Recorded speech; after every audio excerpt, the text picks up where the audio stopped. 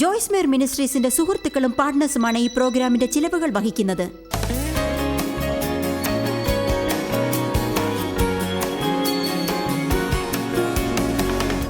നിങ്ങളിൽ ചിലർ ജീവിതത്തിൽ ഇപ്പോൾ അസന്തുഷ്ടരായിരിക്കാം. നിങ്ങൾ ഒഴിവാക്കി നേരിടാത്ത, കൈകാര്യം ചെയ്യാത്ത, ഒളിപ്പിച്ചു വെച്ചിരിക്കുന്ന ചില കാര്യങ്ങൾ അടിഞ്ഞുകൂടി കിടക്കുന്നതാണ് അതിന് കാരണം.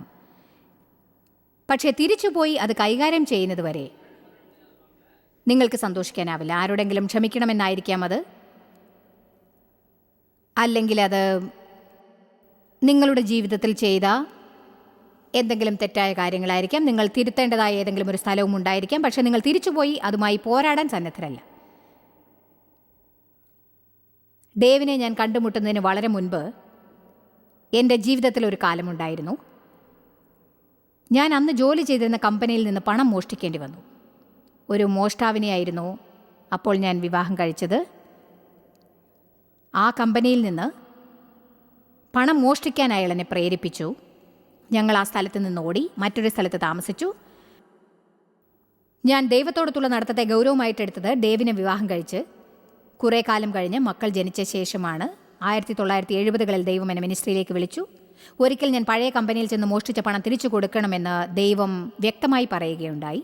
എൻ്റെ തെറ്റ് അവരോട് എടുത്തു പറയണമെന്നും. ഞാൻ വല്ലാതെ പേടിച്ചു. കാരണം ഞാൻ കരുതി ഒരുപക്ഷെ അവരെന്നെ അറസ്റ്റ് ചെയ്താലോ, ഇങ്ങനെ നടന്നാലോ, അങ്ങനെ നടന്നാലോ. നിങ്ങളുടെ ജീവിതത്തിൽ എന്തിനെങ്കിലും എപ്പോഴെങ്കിലും നേരിടാൻ തയ്യാറാകുമ്പോൾ ഒരുപക്ഷെ പല ചിന്തകൾ സാത്താൻ നമ്മുടെ മനസ്സിലേക്ക് കൊണ്ടുവന്നിട്ടും ഞാനവിടെ തിരിച്ചുപോയി നടന്ന കാര്യങ്ങളെല്ലാം പറഞ്ഞു. ഞാനൊരു ക്രിസ്ത്യാനിയാണെന്നും ഈ പണം തിരിച്ചു തരണമെന്ന് ദൈവം എന്നോട് പറയുന്നതായി തോന്നിക്കുന്നുണ്ടെന്നും പറഞ്ഞു. അങ്ങനെ ഞാൻ അവരുടെ ബഹുമാനത്തിന് പാത്രയായി എന്ന് കരുതുന്നു. ഞാൻ ചെയ്ത തെറ്റ് സമ്മതിച്ചു, അതിനുള്ള ഉത്തരവാദിത്വം ഏറ്റെടുത്തു. നമ്മൾ കാര്യങ്ങളിൽ നിന്ന് ഓടുമ്പോൾ ജനങ്ങൾ നമ്മെ ആദരിക്കില്ല. ഞാൻ തെറ്റ് ചെയ്തു എന്ന് പറയുമ്പോൾ, സോറി എന്ന് പറയുമ്പോൾ, ഉത്തരവാദിത്വം ഏറ്റെടുക്കുമ്പോൾ അവർ ബഹുമാനിക്കും. ഞാൻ അങ്ങനെ ചെയ്യരുതായിരുന്നു, ഞാൻ അങ്ങനെ പെരുമാറാൻ പാടില്ലായിരുന്നു. എന്നാൽ നാം എപ്പോഴും എന്തെങ്കിലും ഒഴിവാക്കാൻ ശ്രമിക്കുന്നു, തള്ളിക്കളയാൻ ശ്രമിക്കുന്നു. അങ്ങനെ എൻ്റെ പിതാവിനെ നേരിടണമെന്ന് ദൈവം എന്നോട് പറഞ്ഞ ഒരു സമയം എൻ്റെ ജീവിതത്തിലുണ്ടായിരുന്നു. ഞാൻ കുടുംബത്തിൽ നിന്ന് ആ രഹസ്യം മറച്ചുവെച്ചു. ആരും അതിനെക്കുറിച്ച് സംസാരിച്ചില്ല.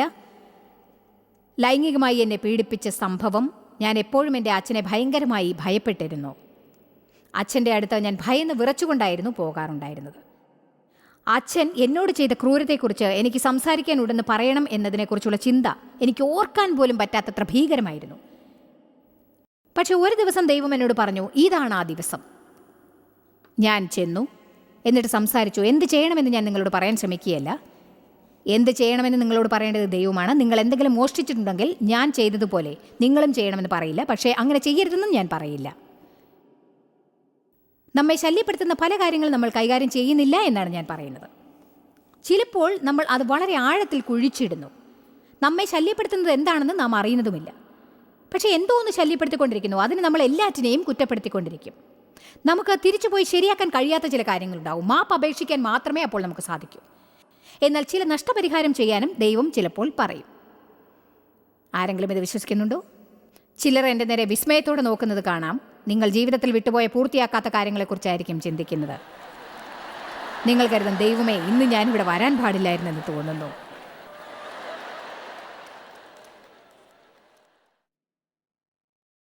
കാര്യങ്ങൾ നമ്മിൽ നിന്ന് പുറത്തു പോകുമ്പോൾ ആശ്വാസം തോന്നും. അത്ഭുതകരമായ ഒരു അനുഭവമാണതല്ലേ? അവയിൽ നിന്ന് സ്വതന്ത്രരാവുക. 2 ശമൂവേൽ 12 നോക്കിയാൽ ദാവീദ് രാജാവിന് ഒരു സന്ദർഭമുണ്ടായത് കാണാം. അയാൾ വ്യഭിചാരം ചെയ്യുകയുണ്ടായി. എന്നിട്ട് അവളുടെ ഭർത്താവിനെ കൊന്നു. അവളുമായിട്ടായിരുന്നു അയാൾ വ്യഭിചരിച്ചത്. ദൈവത്തിൻ്റെ പ്രിയപ്പെട്ടവനായ ഈ ദാവീദ് രാജാവാണ് പറഞ്ഞത്, ഞാൻ ദൈവത്തിൻ്റെ അഭിഷിക്തനാണെന്ന്. എല്ലാ സങ്കീർത്തനങ്ങളും എഴുതി പാട്ടുകൾ പാടിയ ആട്ടിടയനാണ് ആ ദാവീദ്. എന്നിട്ടും ഇതാ അവൻ ഭയങ്കരമായ പാപം ചെയ്തിരിക്കുന്നു. ഞാൻ കൂടുതലായി അതിലേക്ക് ഇറങ്ങുന്നില്ല. പക്ഷേ ബൈബിൾ പറയുന്നത് ഈ കാര്യം ഒരു നല്ല പോയിൻ്റാണെന്നാണ്. രാജാക്കന്മാർ യുദ്ധത്തിന് പോയപ്പോൾ ദാവീദ് അരമനയിലായിരുന്നു. സാധാരണ അയാൾ അങ്ങനെ ചെയ്യാറില്ല. പക്ഷെ മടി എന്ന ഒരു മായ അയാളെ പിടികൂടി. മടി എന്ന മായ. തൻ്റെ സൈന്യത്തോടൊത്ത് യുദ്ധത്തിന് പോയി സാധാരണ ചെയ്യാറുള്ളതുപോലെ ശത്രുവിനെ നേരിടാതെ അയാൾ അരമനയിലിരുന്നു. അപ്പോൾ ബത്ശേബ കുളിക്കുന്നത് മട്ടുപ്പാവിൽ നിന്ന് കണ്ടു. അതായിരുന്നു അയാളുടെ തകർച്ച. അയാൾ എവിടെ ഉണ്ടായിരിക്കണമോ അവിടെ ഉണ്ടായിരുന്നെങ്കിലോ? അതേസഭയെ ഞായറാഴ്ച പള്ളിയിൽ പോകേണ്ടവരായി നിങ്ങളിൽ ചിലർ പോയിരുന്നെങ്കിൽ പ്രശ്നങ്ങളിൽ അകപ്പെടില്ലായിരുന്നു. എപ്പോഴും പോലെ രാവിലെ ദൈവത്തോടൊത്ത് സമയം ചിലവാക്കിയിരുന്നെങ്കിൽ ഇപ്പോഴുള്ള പ്രശ്നത്തിൽ കുടുങ്ങുകയില്ലായിരുന്നു. നിങ്ങൾ ഉണ്ടായിരിക്കേണ്ടിടത്തിരുന്നാൽ അതിന് വിലയുണ്ടാവും. പക്ഷേ ദാവീദ് ദൈവത്തിൻ്റെ ഒരു മഹാപുരുഷനാണ്. ദൈവം അവനെപ്പറ്റി പറഞ്ഞു, അവൻ എൻ്റെ പ്രിയപ്പെട്ടവനാണ് എന്ന്. അവൻ പാപം ചെയ്യുക മാത്രമല്ല ഉണ്ടായത്, ഒരു വർഷം മുഴുവനും താൻ ചെയ്ത പാപത്തെ കാര്യമായിട്ട് എടുത്തതുമില്ല. അതവനെ തീർച്ചയായും കുത്തിക്കൊണ്ടിരുന്നിട്ടുണ്ടാവണം. പക്ഷേ അവൻ നമ്മിൽ പലരും ചെയ്യാറുള്ളതുപോലെ ചെയ്തിട്ടുണ്ടാവും. അതിന് മറ്റുള്ളവരെ കുറ്റപ്പെടുത്തിയിട്ടുണ്ടാവും, പഴി ചുമത്തിയിട്ടുണ്ടാവും. ഓ, അത് സാത്താനാണ് എന്നെ കൊണ്ട് അങ്ങനെ ചെയ്യിച്ചത്, എൻ്റെ സന്തോഷത്തിന് എന്തു പറ്റിയെന്ന് അറിയുന്നില്ലല്ലോ. അതിനാൽ ദൈവം ദാവീദിനോട് സംസാരിക്കാൻ ഒരാളെ അയച്ചു, പ്രവാചകനായ നാഥാൻ എന്നൊരാളെ. എനിക്ക് തോന്നുന്നു പലപ്പോഴും ദൈവം നമ്മോട് സംസാരിക്കാൻ ജനങ്ങളെ അയക്കാറുണ്ട്. നമ്മുടെ പരിതസ്ഥിതികളിൽ നമ്മെ നേരിടാൻ ആരെങ്കിലും അയക്കും. പക്ഷെ അവരോട് ദേഷ്യപ്പെടാനേ നമുക്ക് നേരമുണ്ടാവും. നീ എന്നെ ഉപദേശിക്കാൻ മാത്രമൊന്നും യോഗ്യനല്ല. അതെ, ദൈവം എന്നെ ഇങ്ങോട്ട് അയച്ചിരിക്കുന്നത് ആരെയോ നേരിടാൻ വേണ്ടി ആയിരിക്കാം. നിങ്ങളുടെ ജീവിതത്തിലെ പ്രശ്നങ്ങളെ നേരിടാനായി. ഇത് ഞാനൊരു തമാശയ്ക്ക് വേണ്ടി ചെയ്യുകയാണെന്ന് കരുതരുത്. കാരണം അതിലും ഉപരിയായ ഒന്നിനു വേണ്ടിയാണ്. യേശു മരിച്ച് നിങ്ങൾക്ക് നൽകാനായി കരുതിയിരിക്കുന്നത് സ്വന്തമാക്കാൻ വേണ്ടിയാണ്. നിങ്ങൾക്ക് സമാധാനവും നീതിയും പരിശുദ്ധാത്മാവിൻ്റെ സന്തോഷവും ഉണ്ടാവാൻ, നിങ്ങൾ ദൈവത്തിന് അഭിമാനിക്കാൻ പറ്റിയ ഫലം ഉൽപ്പാദിപ്പിക്കുന്ന ക്രിസ്ത്യാനിയാവാൻ വേണ്ടിയാണ്. ആമേൻ. അത് നടക്കണമെങ്കിൽ ഓടുന്നതും ഒഴിവാക്കുന്നതും രക്ഷപ്പെടുന്നതും ഒഴിവാക്കി പ്രശ്നങ്ങളെ നേരിടാൻ ഞാൻ സഹായിക്കണം. ഓരോ കാര്യങ്ങളിൽ നിന്നും നാം പല രീതിയിലാണ് ഓടുന്നത്. ചില കാര്യങ്ങളിൽ നിന്ന് നമ്മൾ ഓടുന്ന വിധങ്ങളെക്കുറിച്ചാണ് ഇന്ന് നമ്മൾ ചിന്തിക്കാൻ പോകുന്നത്. എന്നാൽ പ്രത്യേകിച്ച് മോശമായ പെരുമാറ്റത്തെ എതിരിടുന്നത് എങ്ങനെയാണ് എന്നതാണ് ഞാൻ പ്രത്യേകിച്ച് ഇന്ന് നിങ്ങളോട് പറയാൻ പോകുന്നത്. നിങ്ങളുടെ ജഡീകതയെ നേരിടുക, നിങ്ങളുടെ സ്വന്തം പാപങ്ങളെ നേരിടുക. ഇവിടെ വന്നിരുന്നെങ്കിൽ എന്ന് മറ്റുള്ളവരെക്കുറിച്ച് ചിന്തിക്കുന്നത് ഉപേക്ഷിക്കുക. ഓ, എൻ്റെ ഭർത്താവ് ഇത് കേൾക്കേണ്ടതായിരുന്നു, എൻ്റെ അമ്മ ഇവിടെ ഉണ്ടായിരുന്നെങ്കിൽ നന്നായിരുന്നു. ഓക്കെ, അവരിവിടെ ഇല്ല, നിങ്ങളുണ്ടല്ലോ. മറ്റൊരാൾക്ക് വേണ്ടി ഇത് നിങ്ങൾ കേൾക്കുന്നു എന്ന് നിങ്ങൾ കരുതുന്നത് എനിക്കിഷ്ടമല്ല. ഇത് നിങ്ങൾക്കുള്ളതാണ്. ദൈവം ഓരോരുത്തരോടും പറയുന്നത് വ്യത്യസ്ത കാര്യങ്ങളായിരിക്കും.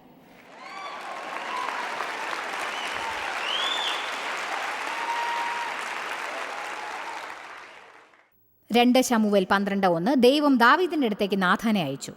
അയാൾ വന്ന് ദാവീദിനോട് കഥ പറഞ്ഞു. ഒരു പട്ടണത്തിൽ 2 പേരുണ്ടായിരുന്നു, ഒരാൾ പണക്കാരനും മറ്റൊരാൾ പാവപ്പെട്ടവനും. പണക്കാരന് ധാരാളം കന്നുകാലികളുണ്ടായിരുന്നു, പക്ഷേ പാവപ്പെട്ടവന് ഒരു ചെറിയ ആട്ടിൻകുട്ടി മാത്രമേ ഉണ്ടായിരുന്നുള്ളൂ. അതിനെ അവൻ വാത്സല്യത്തോടെ വളർത്തി. അതവൻ്റെ കുട്ടികളോടൊത്ത് വളർന്നു. അവരുടെ പാത്രങ്ങളിൽ നിന്ന് ഭക്ഷിച്ചു, അവരുടെ കോപ്പയിൽ നിന്ന് കഴിച്ചു, അവരുടെ മാർവിൽ കിടന്നുറങ്ങി. അയാൾക്കതൊരു മകളെപ്പോലെയായിരുന്നു. പണക്കാരൻ്റെ വീട്ടിലേക്ക് ഒരു അതിഥി വന്നു. സ്വന്തം കൂട്ടത്തിൽ നിന്ന് കന്നുകാലികളെ തിരഞ്ഞെടുത്ത് ഭക്ഷണം പാകം ചെയ്യാൻ അവന് മനസ്സില്ലാതെ വന്ന അതിഥിക്ക് വേണ്ടി അവൻ പാവപ്പെട്ടവൻ്റെ ആടിനെ പാചകം ചെയ്തു കൊടുത്തു. ആ മനുഷ്യൻ്റെ മേൽ ദാവീദിന് കടുത്ത കോപം തോന്നി. അവൻ നാഥാനോട് പറഞ്ഞു, ഒരു മനുഷ്യൻ ചെയ്ത അപരാധത്തിന് മരണയോഗ്യരാവാൻ ദൈവം സംഗതി വരുത്തട്ടെ. അവൻ ആ ആട്ടിൻകുട്ടിക്ക് പകരം 4 മടങ്ങ് കൊടുക്കണം, കാരണം അവൻ ചെയ്ത പാപത്തിന് ഒട്ടും ദയ അർഹിക്കുന്നില്ല. അപ്പോൾ നാഥാൻ ദാവീദിനോട് പറഞ്ഞു, ആ മനുഷ്യൻ നീ തന്നെ.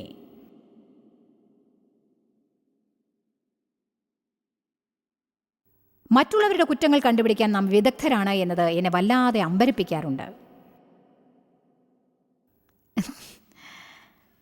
അതേസമയം നമ്മുടെ ജീവിതത്തിലെ പ്രശ്നങ്ങളെ ഒരിക്കലും കാര്യമാക്കുന്നുമില്ല. വാസ്തവം പറഞ്ഞാൽ മറ്റുള്ളവരുടെ തെറ്റുകൾ കണ്ടുപിടിക്കാൻ നമ്മെ പ്രേരിപ്പിച്ചുകൊണ്ട് നമ്മുടെ വളർച്ചയ്ക്ക് ഭംഗം വരുത്തുക എന്നതാണ് സാത്താൻ നമ്മിൽ പ്രവർത്തിക്കുന്ന പ്രധാനപ്പെട്ട ഒരു കാര്യം. അത് നടക്കുന്ന സമയത്ത് നമ്മുടെ കുറ്റങ്ങളെ നാം ശ്രദ്ധിക്കുന്നില്ല, ശരിയല്ലേ? ഇന്ന് നിങ്ങൾ മനസ്സിലാക്കേണ്ട ഒരു കാര്യമാണിത്. മറ്റുള്ളവർ എന്തൊക്കെ തെറ്റുകൾ ചെയ്താലും അതിനെക്കുറിച്ച് നമുക്കൊന്നും ചെയ്യാനാവില്ല.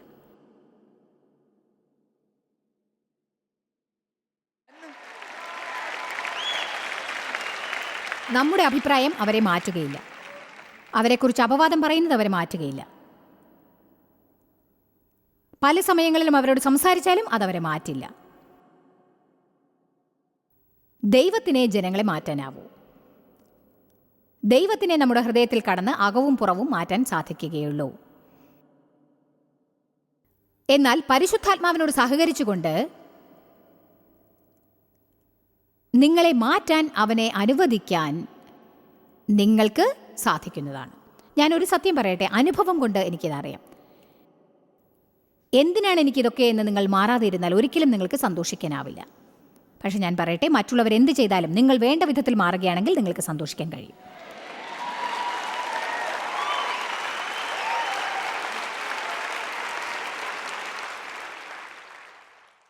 ആ മനുഷ്യൻ നീ തന്നെ. ശരി, ദാവീദ് പശ്ചാത്തപിച്ചു. ദൈവം അവനെ വീണ്ടും ഉപയോഗിക്കാൻ തുടങ്ങി. അവൻ ജീവിതത്തിൽ പല തെറ്റുകളും ചെയ്തിട്ടുണ്ട്. എന്നിരുന്നാലും ദൈവം അവനെ ഉപയോഗിച്ചു. നിങ്ങളുടെ ജീവിതത്തിൽ കൈകാര്യം ചെയ്യാനുള്ള, എന്നാൽ ഇനിയും കൈകാര്യം ചെയ്തിട്ടില്ലാത്ത ജഡീകതയോടുകൂടി എത്ര പെരുമാറ്റങ്ങളാണ് നിങ്ങൾ ഇതുവരെ പെരുമാറിയിട്ടുള്ളത്? 1 കൊരിന്ത്യർ 13:11 പറയുന്നു, ഞാനൊരു കുഞ്ഞായിരുന്നപ്പോൾ കുഞ്ഞിനെ പോലെ സംസാരിച്ചു, കുഞ്ഞിനെ പോലെ ചിന്തിച്ചു, ശിശുവിനെ പോലെ പെരുമാറി. എന്നാൽ ഒരു പുരുഷനായി കഴിഞ്ഞ ശേഷം ശിശുവിൻ്റെതായ വഴികൾ എല്ലാം ഉപേക്ഷിച്ചു. ഇവിടെയുള്ള ചിലരെങ്കിലും ആ പരിവർത്തനത്തിൻ്റെ പരിധിയിൽ എത്തണം എന്ന് ഞാൻ ആഗ്രഹിക്കുന്നു. ഞാനൊരു ക്രിസ്ത്യാനിയാവണമെങ്കിൽ കരുണയുള്ള ക്രിസ്ത്യാനിയാണെന്ന് ഗൗരവത്തോടെ ഉടമ്പടി എടുക്കത്തക്ക ക്രിസ്ത്യാനി ആവും എന്ന് പറയുന്ന ഒരു സ്ഥിതി വരണം. എൻ്റെ ജീവിതത്തിൽ യേശുവിനെ പോലെ പെരുമാറാൻ ഞാൻ പഠിക്കും. എന്നെക്കൊണ്ട് ചെയ്യാവുന്ന ഒരേ ഒരു കാര്യം അതാണെങ്കിൽ പോലും.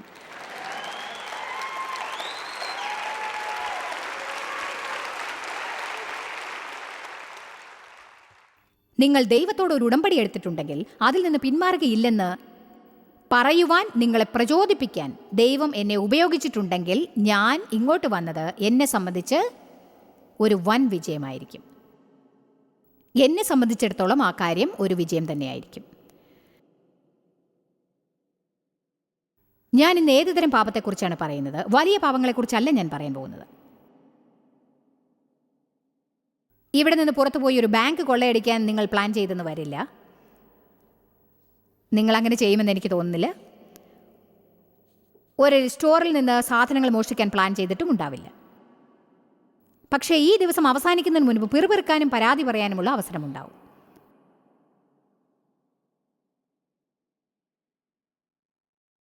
ഒരുപക്ഷെ ഈ മീറ്റിംഗിൽ തന്നെ എന്തെങ്കിലും സംഭവിച്ചതിനെ കുറിച്ചാവാം അത്.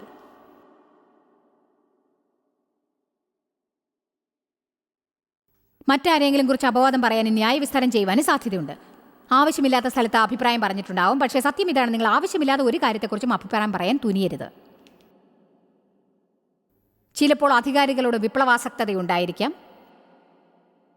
അത്യാഗ്രഹം അഥവാ സ്വാർത്ഥത, അശുദ്ധ ചിന്തകൾ, ക്ഷമിക്കാനാവായ്മ, അസൂയ ഇവയെന്തെങ്കിലും ഉണ്ടാവാം. അഥവാ കോപം, വേർതിരിവ്, കലാപം, മദ്യപാനം. നന്ദിയില്ലാത്തവരാവാം, നന്ദി ഓർക്കാത്തവരാവും. പക്ഷേ നിങ്ങൾ പള്ളിയിൽ പോവും.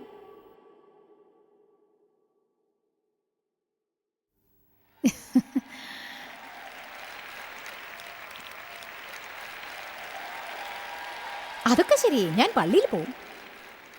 മാസത്തിലൊരിക്കൽ സ്വീകരിക്കാൻ നിൽക്കും. ക്രിസ്ത്യാനികൾ എന്നോട് ഇങ്ങനെ പറയുന്നതും പള്ളിയിൽ ചെന്ന് കഴിഞ്ഞ് അവർ ചെയ്യുന്ന വിഡ്ഢിത്തങ്ങളൊക്കെ കണ്ടും ഞാൻ മടുത്തിരിക്കുന്നു.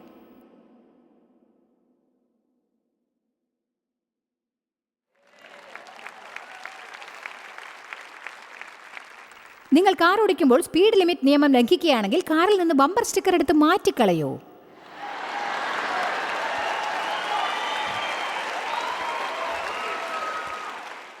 നിങ്ങൾ ജോലി സ്ഥലത്ത് പോയിരുന്ന് സ്വന്തം കാര്യങ്ങൾക്കായി 2 മണിക്കൂർ ഫോൺ ഉപയോഗിക്കുകയോ വെബിൽ സർഫിംഗ് ചെയ്യുകയോ ചെയ്യുന്നുണ്ടെങ്കിൽ കഴുത്തിൽ നിന്ന് കുരിശഴിച്ചു മാറ്റും.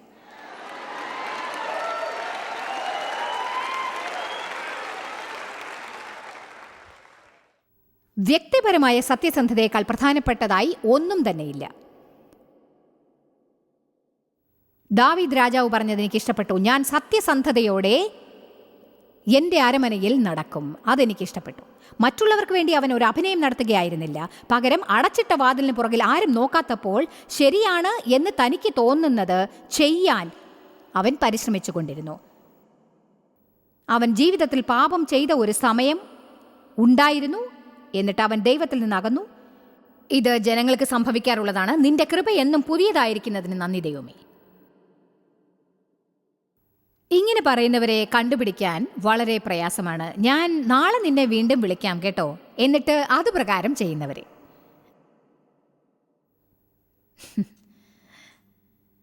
ഈ മണ്ടത്തരം സഹിച്ചെനിക്ക് മടുത്തു.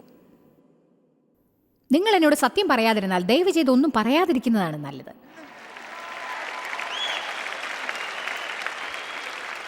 ഇനി നിങ്ങൾക്ക് ദൈവത്തെ അറിയാൻ ആഗ്രഹം ഉണ്ടോ? അതോ ദൈവത്തിന് നിങ്ങൾക്ക് വേണ്ടി എന്ത് ചെയ്യാനാവും എന്നറിയണോ?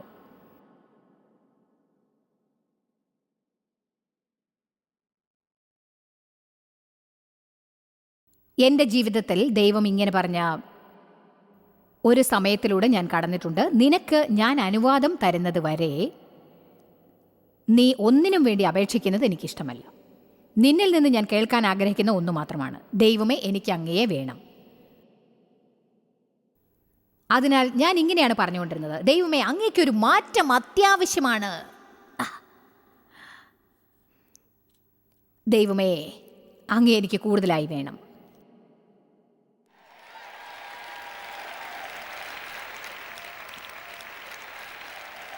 ഞാൻ സാത്താനെ ശാസിക്കുന്നു ദൈവമേ, എൻ്റെ മിനിസ്ട്രി വളരാനായി ഞാൻ പ്രാർത്ഥിക്കുന്നു. ഓ ശരി, സാരമില്ല ദൈവമേ, എനിക്കങ്ങയെ വേണം.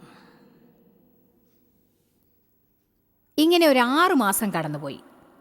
ദൈവം ഒന്നും ചോദിക്കാൻ എന്നെ അനുവദിച്ചില്ല. എന്തെങ്കിലും ചോദിക്കാൻ നോക്കുമ്പോൾ തൊണ്ടയിൽ മുള്ളുകുടുങ്ങിയതുപോലെ ഒരു തോന്നൽ. ദൈവത്തിൻ്റെ കരങ്ങളിലേക്കല്ല, മുഖത്തേക്ക് നോക്കാൻ ഞാൻ പഠിച്ചു. ദൈവത്തിൻ്റെ മുഖം നോക്കുമ്പോൾ അവൻ്റെ കൈകൾ തുറക്കും എന്നത് എപ്പോഴും നിങ്ങൾക്ക് കാണാം. പക്ഷേ ദൈവത്തിന് നിങ്ങൾക്കായി എന്ത് ചെയ്യാൻ കഴിയുമെന്ന് നോക്കുമ്പോൾ നിങ്ങൾ അന്വേഷിക്കുന്നത് അവനെയല്ല. നിങ്ങൾ എല്ലായ്പ്പോഴും ജഡീകതയുള്ള ശിശുക്കളായ പക്വതയില്ലാത്ത മാംസത്തിൻ്റെ ക്രിസ്ത്യാനികളാണ്. നിങ്ങൾ സ്വർഗത്തിൻ്റെ പുറകിലുള്ള വാതിലിൽ കൂടിയേ നുഴഞ്ഞു കയറൂ. നിങ്ങളുടെ രക്ഷയെപ്പറ്റിയല്ല ഞാൻ പറയുന്നത്. നിങ്ങളുടെ രക്ഷ നിങ്ങളുടെ നല്ല പെരുമാറ്റത്തെ അടിസ്ഥാനമാക്കിയുള്ളതല്ല. നമ്മുടെ കർത്താവും രക്ഷിതാവുമായ യേശുക്രിസ്തുവിൻ്റെ രക്തത്തെയും മരണത്തെയും ഉയിർത്തെഴുന്നേൽപ്പിനെയും അടിസ്ഥാനമാക്കിയുള്ളതാണ്. ഇന്ന് നമ്മൾ എന്തിനെക്കുറിച്ചാണ് സംസാരിക്കുന്നത് എന്ന് ഞാൻ പറയാം. നമ്മൾ ഈ യാത്ര എന്തുമാത്രം ആസ്വദിക്കാൻ പോകുന്നു എന്നതിനെക്കുറിച്ചാണ്. നിങ്ങൾക്ക് സമാധാനമുണ്ടാവാൻ പോകുന്നുവോ? നിങ്ങൾക്ക് സന്തോഷമുണ്ടാവാൻ പോകുന്നുവോ? നിങ്ങൾ ബഹുമാനിക്കപ്പെടാൻ പോകുന്നുവോ? നല്ല ഫലങ്ങൾ കായ്ക്കാൻ പോകുന്നുവോ? നിങ്ങളെ നോക്കി ജനങ്ങൾ ഇങ്ങനെ പറയുമോ, നിനക്കുള്ളത് നേടാൻ ഞാനും ആഗ്രഹിക്കുന്നു? അഥവാ അവർ നിങ്ങളെ നോക്കി ഇങ്ങനെ പറയുമോ, കപടവേഷക്കാരാ? ഫിലിപ്പിയർ 3-ാം അധ്യായം 8-ാം വാക്യം. പൗലോസ് ഇതെഴുതിയപ്പോഴേക്കും പുതിയ നിയമത്തിൻ്റെ വലിയൊരു ഭാഗം എഴുതി കഴിഞ്ഞിട്ടുണ്ടാവും എന്ന് ഞാൻ കരുതുന്നു. എന്നിട്ടും പൗൽ പറയുന്നു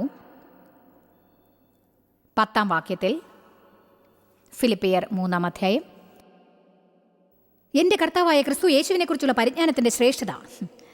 അവൻ ദൈവത്തെ അറിഞ്ഞിട്ടുണ്ടായിരുന്നു. ഇതാ, ദൈവത്തെ അറിഞ്ഞു കഴിഞ്ഞ ഒരു വ്യക്തി അവൻ ദൈവത്തെക്കുറിച്ച് കൂടുതലായി അറിയാൻ ആഗ്രഹിക്കുന്നു. കൂടുതൽ ആഴത്തിലും കൂടുതൽ അടുത്തും അറിയാൻ. നമുക്കിതിലൂടെ ഒന്ന് കണ്ണോടിക്കാം. ഇത് നിങ്ങൾ സ്ക്രീനിൽ കാണുന്നതാണ് നല്ലത്. വളരെ വലിയ വാക്യമാണ്, പക്ഷേ ഭാഷ വളരെ മനോഹരമാണ്. എൻ്റെ കർത്താവായ യേശുക്രിസ്തുവിനെക്കുറിച്ചുള്ള പരിജ്ഞാനത്തിൻ്റെ ശ്രേഷ്ഠത നിമിത്തം ഞാൻ ഇപ്പോഴും എല്ലാം ഛേദം എന്ന് എണ്ണുന്നു. ഞാൻ ക്രിസ്തുവിനെ നേടേണ്ടതിനും അവൻ്റെ ന്യായപ്രമാണത്തിൽ നിന്നുള്ള എൻ്റെ സ്വന്തം നീതിയല്ല, ക്രിസ്തുവിങ്കലുള്ള വിശ്വാസം മൂലം ദൈവം വിശ്വസിക്കുന്നവർക്ക് നൽകുന്ന നീതി ലഭിച്ച് അവനിൽ ഇരിക്കേണ്ടതിനും അവൻ്റെ മരണത്തോട് അനുരൂപപ്പെട്ടിട്ട് അവനെയും അവൻ്റെ ശക്തിയെയും അവൻ്റെ കഷ്ടാനുഭവങ്ങളുടെ കൂട്ടായ്മയെയും അനുഭവിച്ച് അറിയേണ്ടതിനും ഇങ്ങനെ വല്ല വിധേനയും മരിച്ചവരുടെ ഇടയിൽ നിന്നുള്ള പുനരുത്ഥാനം പ്രാപിക്കണം എന്ന് വെച്ചു. ഞാൻ അവൻ്റെ നിമിത്തം എല്ലാം ഉപേക്ഷിച്ച് ചവറ് എന്ന് എണ്ണുന്നു എന്നാണ് ഈ വാക്യത്തിൽ പറയുന്നത്. പൗൽ തനിക്കൊരു പുനരുത്ഥാനം വേണം എന്നല്ല പറയുന്നത്. അവൻ പറയുന്നു, അത് നേടുവാനായി ഞാൻ കഷ്ടപ്പാടുകൾ സഹിക്കേണ്ടി വരുമെന്ന് അറിയാമെന്നാണ് പറയുന്നത്. ഇന്നലെ രാത്രി ഞാൻ പറഞ്ഞില്ലേ മാർദ്ദവമുള്ള കുരിശുകൾ ഉണ്ടാവില്ലെന്ന്. യേശു നമ്മുടെ പാപങ്ങൾക്കായി മരിച്ചു. എന്നാൽ നാം എല്ലാം എൻ്റെ എന്നുള്ളതിന് മരിക്കേണ്ടതാണ്. അപവാദം പറയുക എന്നതിന് നിങ്ങൾ മരിക്കണം. കോപപ്പെടുക എന്നതിന് നിങ്ങൾ മരിക്കേണ്ടതാകുന്നു. നിങ്ങളെ വേദനിപ്പിച്ചവർക്ക് മാപ്പ് നൽകാൻ നിങ്ങളെ തന്നെ താഴ്ത്താൻ ആരംഭിക്കണം. കാരണം അവരെക്കാൾ കൂടുതൽ തെറ്റുകൾ ചെയ്യുന്നവരാണ് നിങ്ങൾ. എന്നോട് അനുകൂലിക്കുന്ന ഒരാളെ രണ്ടാമത്തെ നിരയിൽ എനിക്ക് കിട്ടിയിരിക്കുന്നു. ഇന്നിതിന് നിങ്ങൾ അനുകൂലിക്കുമോ? പ്രശ്നം ഇത് തന്നെയാണ്. നമ്മൾ ചെയ്യുന്നത് നാം കാണുന്നില്ല. കാരണം മറ്റുള്ളവർ ചെയ്യുന്നത് ശ്രദ്ധിക്കുന്നതിൽ നാം ബിസിയാണ്. നമ്മൾ എല്ലാവരെയും ഒരു ഭൂതക്കണ്ണാടിയിലൂടെയാണ് നോക്കുന്നത്. പക്ഷേ നമ്മെ നാം നോക്കുന്നത് റോസ് നിറമുള്ള കണ്ണാടിയിലൂടെയാണ്. അങ്ങനെ പെരുമാറുന്നതിൽ നമുക്ക് യാതൊരു ഒഴിവ് കഴിവും പറയാൻ അനുവാദമില്ല.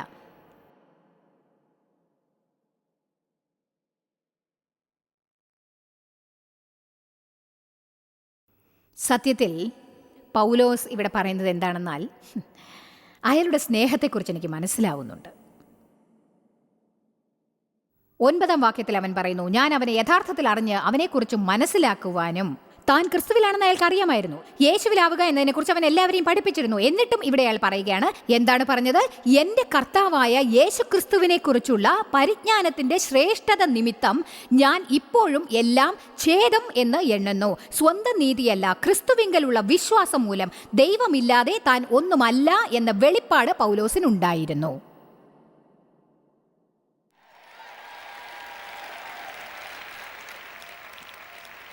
ഞാനൊരു സത്യം പറയാം, നമുക്ക് വേണ്ടത്ര ആഴമില്ല. ആഴമെന്ന് പറയുമ്പോൾ ഇങ്ങനെ പറഞ്ഞുകൊണ്ടിരിക്കണമെന്നല്ല, ഓ ഓ നിങ്ങൾക്ക് തോന്നുന്നുണ്ടോ? നിങ്ങൾക്ക് അനുഭവപ്പെടുന്നുണ്ടോ? അതല്ല ഞാൻ പറയുന്നതിൻ്റെ അർത്ഥം. ആത്മാവിൽ നടക്കുന്നതിനെക്കുറിച്ചാണ് ഞാൻ പറയുന്നത്, ജഡത്തിൽ നടക്കുന്നതിനെക്കുറിച്ചല്ല. ഞാൻ പറയുന്നത് നിങ്ങളുടെ ആവശ്യങ്ങൾക്കും ചിന്തകൾക്കും അനുഭവങ്ങൾക്കും അപ്പുറം ആഴമുള്ള ജീവിതത്തെക്കുറിച്ചാണ്. നിങ്ങളുടെ ജീവിതത്തെ ഒരു നേർരേഖയിൽ സ്ഥാപിച്ചതിനെ കുറിച്ചാണ്. രക്ഷിക്കപ്പെട്ടിരിക്കണമെങ്കിൽ ദൈവം തരേണ്ടതായ 6 കാര്യങ്ങളെപ്പറ്റി ദിവസവും രാവിലെ പറയുന്നതിന് പകരം പറയൂ, ഞാനിതാ ദൈവമേ, ഞാൻ എന്താണ് ചെയ്യേണ്ടത്? ഞാൻ ഇന്ന് എന്ത് ചെയ്യണമെന്നാണ് അങ്ങ് ആഗ്രഹിക്കുന്നത്? ആരെയാണ് എനിക്ക് അനുഗ്രഹിക്കാനാവുക? ആരെയാണ് എനിക്ക് പ്രോത്സാഹിപ്പിക്കാനാവുക? ആർക്കാണ് അനുമോദനം നൽകാനാവുക? ഈ ദിവസം അവസാനിക്കുമ്പോഴേക്ക് ദൈവമേ, ആരുടെയെങ്കിലും ജീവിതം നന്നാവണമെന്ന് ഞാനിന്ന് ആഗ്രഹിക്കുന്നു. കാരണം ഞാൻ ഇന്നും ജീവനോടെ ഇരിക്കുന്നുവല്ലോ. ഞാൻ പറഞ്ഞത് കേട്ടോ, ഈ ദിവസം അവസാനിക്കുന്നതിന് മുൻപ് ആരുടെയെങ്കിലും ജീവിതം മികച്ചതാവാൻ ആഗ്രഹിക്കുന്നു. കാരണം ഞാൻ ഇപ്പോഴും ജീവനോടെ ഇരിക്കുന്നു. ഞാൻ കുറെ കാലം ജീവിതത്തിൽ എൻ്റെ എന്നതിന് പാഴാക്കി. എൻ്റെ ഞാൻ ഇനി അതിന് ഞാൻ ഒരിക്കലും തയ്യാറല്ല. ഞാൻ അവനെ അറിഞ്ഞ് അവനെ മനസ്സിലാക്കണം. പൗൽ പറഞ്ഞു, എനിക്കെല്ലാം ഉണ്ടായിരുന്നു. വിദ്യാഭ്യാസം, ഞാൻ ശരിയായ സാമുദായിക സംഘങ്ങളിലായിരുന്നു. എനിക്ക് പണത്തിന് ഒരിക്കലും ബുദ്ധിമുട്ടില്ലായിരുന്നു. അവൻ പരീശന്മാരിൽ പരീശനായിരുന്നു. അവൻ വളരെ ഉയർന്ന നിലവാരത്തിലുള്ള ആത്മീക ജീവിതമാണ് നയിച്ചത്. എന്നിട്ടും അവൻ പറഞ്ഞു, ഇതെല്ലാം എന്താണെന്ന് നിങ്ങൾക്കറിയാമോ? തുച്ഛം, പുഭു.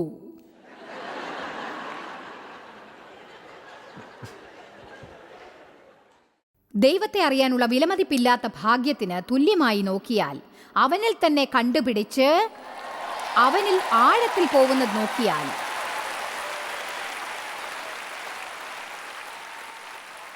നിങ്ങളെ ദൈവത്തിൽ നിന്ന് അകറ്റി നിർത്തുന്ന ചില കാര്യങ്ങളെ ഒഴിവാക്കാൻ എത്രയും വേഗം ആരംഭിക്കൂ. ദൈവത്തിനായി ചിലവാക്കാൻ സമയമില്ലെങ്കിൽ നിങ്ങളുടെ ഷെഡ്യൂളിൽ ചില കാര്യങ്ങൾ ദൈവത്തിൽ നിന്ന് നിങ്ങളെ അകറ്റി നിർത്തുന്നുണ്ടാവും. ദൈവത്തെ നിങ്ങളുടെ ഷെഡ്യൂളിലേക്ക് കൊണ്ടുവരാൻ നോക്കാതെ ദൈവത്തിനോടൊത്ത് ഷെഡ്യൂൾ തയ്യാറാക്കുക.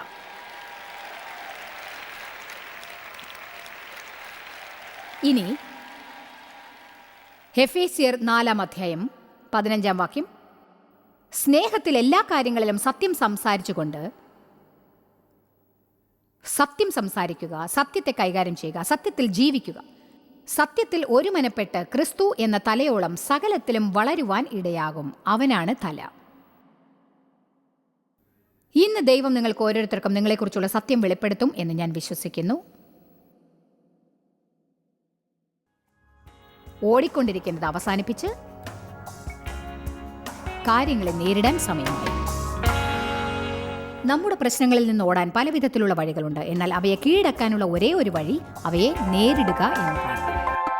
ജോയ്സ് മേയറുടെ ശുശ്രൂഷ കേന്ദ്രത്തിൽ നിങ്ങൾ അറിഞ്ഞതിനേക്കാൾ നിങ്ങൾ ഞങ്ങൾക്ക് വളരെ പ്രിയപ്പെട്ടവരാണ്. ലോകം മുഴുവൻ ഈ ശുശ്രൂഷ കേന്ദ്രത്തെ നടത്താൻ സഹായിച്ചതിൽ എല്ലാവർക്കും വളരെ നന്ദി. നമ്മൾ ഒരുമിച്ച് വിശക്കുന്നവർക്ക് ആഹാരം കൊടുക്കുന്നു, പാവപ്പെട്ടവർക്ക് വസ്ത്രങ്ങൾ കൊടുക്കുന്നു, എല്ലാ ദേശത്തേക്കും സന്ദേശങ്ങൾ അറിയിക്കുന്നു. ഞങ്ങൾ നിങ്ങളോട് അപേക്ഷിക്കുകയാണ്, ഞങ്ങളോട് ബന്ധപ്പെടുക. joycemeyer.org. നിങ്ങളുടെ പ്രാർത്ഥനകളും അപേക്ഷകളും പകർന്നുകൊള്ളാൻ, അതിനെപ്പറ്റി കൂടുതൽ അറിയുവാൻ, ജോയ്സിന്റെ പൊതുയോഗ വിവരപ്പട്ടിക ലോകം മുഴുവൻ ക്രിസ്തുവിന്റെ സ്നേഹം പകരാൻ ഞങ്ങളോട് പങ്കുചേരുക. ജോയ്സ് മേയർ മിനിസ്ട്രീസിന്റെ സുഹൃത്തുക്കളും പാർട്ട്നേഴ്സുമാണ് ഈ പ്രോഗ്രാമിന്റെ ചിലവുകൾ വഹിക്കുന്നത്.